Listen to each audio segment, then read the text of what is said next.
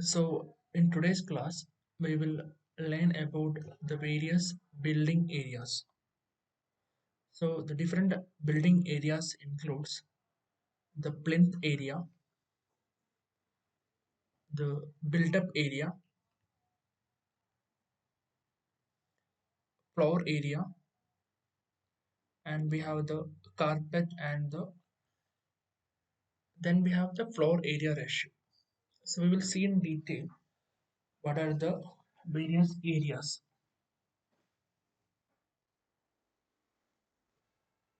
So, in the previous classes, we have seen the various divisions of a building.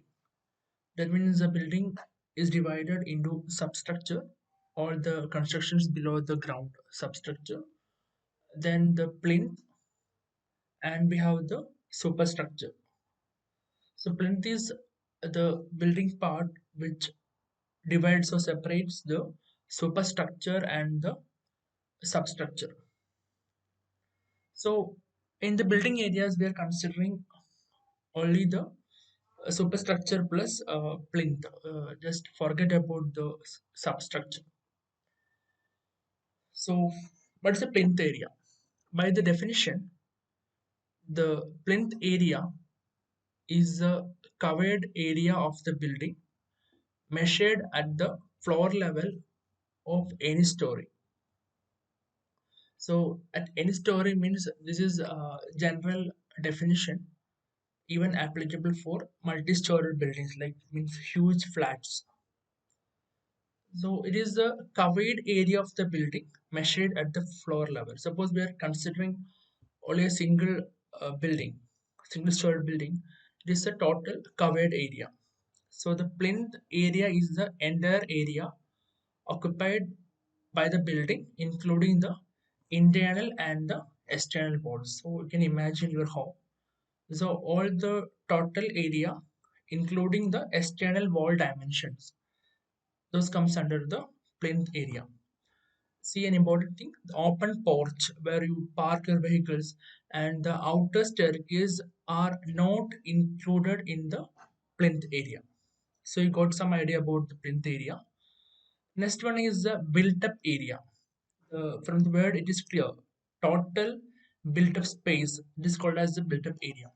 So it is the total area covered by the building at all floor levels. Suppose you're having two-story building, you'll be having the built-up area for the first story as well as for second story. Suppose it's like a 16-story, 16 level flat, you'll be having like accumulation of 16 built-up areas. Okay, so the built-up area means the total area covered by the building at all the floor levels. It shall also include the mezzanine floor, galleries, and penthouse at the terrace.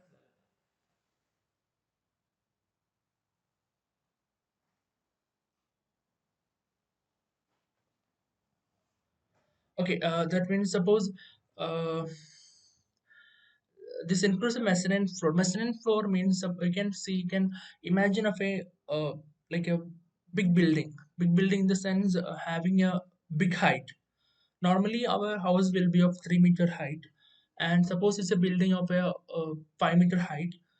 Especially in the case of shops, they'll provide a temporary first level area or like above 3 meters will provide a temporary platform for storing some objects or even for uh, some other services.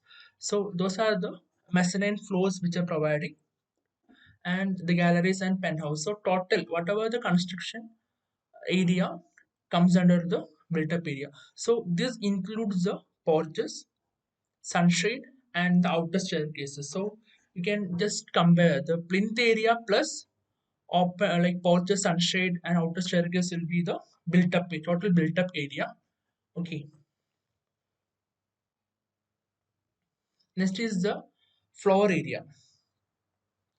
So floor area is an area just like it is a built up area minus some some areas are deducted from the built-up area. So now we know that the built-up area is the biggest one, and built-up area minus porches and the staircase will give you the plinth area, and the floor area, it is the built-up area of all floors minus the plinth offsets at the plinth level. Plinth offsets means you can see outside, if you closely look the external wall, there will be a projection of the stone masonry.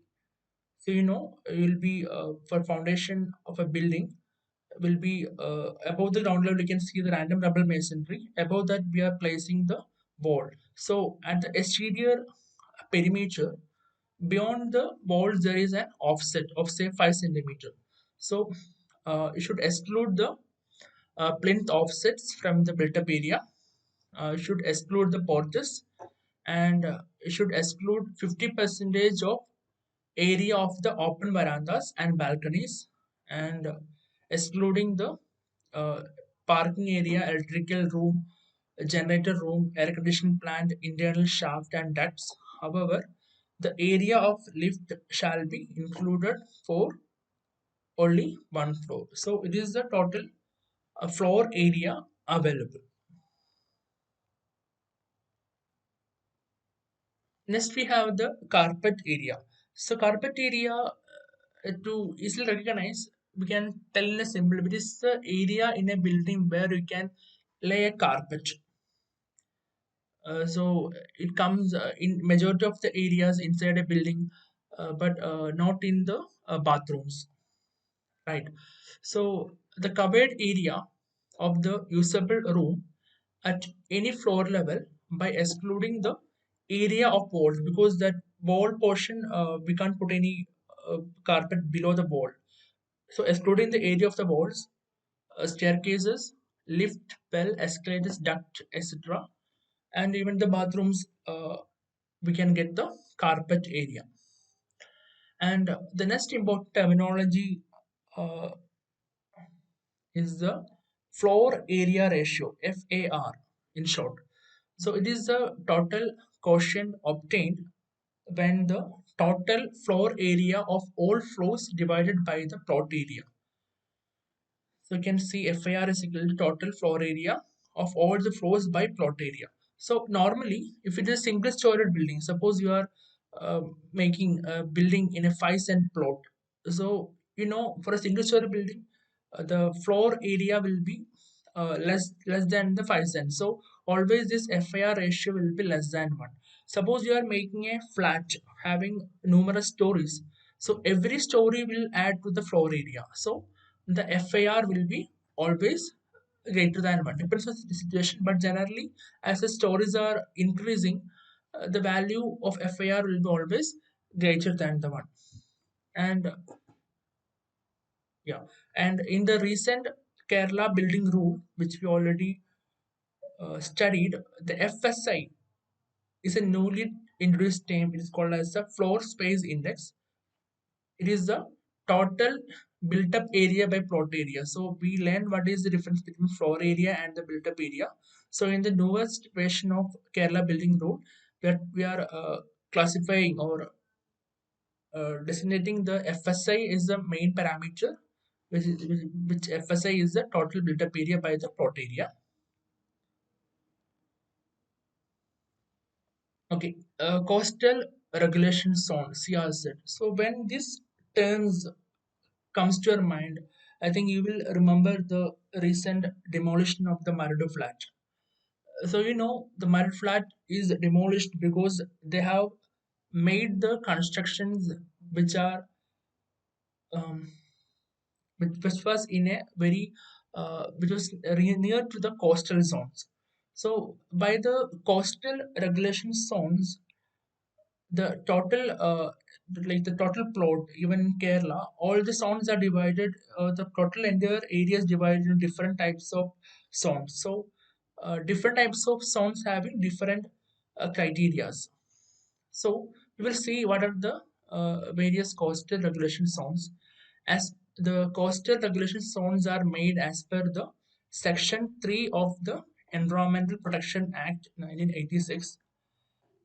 They imposes restrictions on construction activities, setting up of industries as per the 2011 notification. They are regulated by the Coastal Zone Management Authority as per the Coastal Zone Management Plans.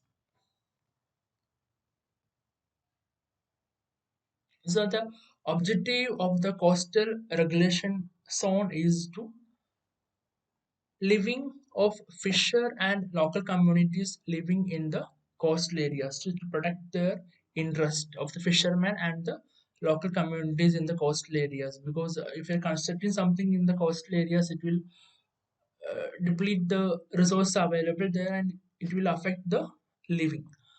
So protect that one, to conserve and protect the coastal stretches, its unique environment and its marine area, conservation based, and for the sustainable development.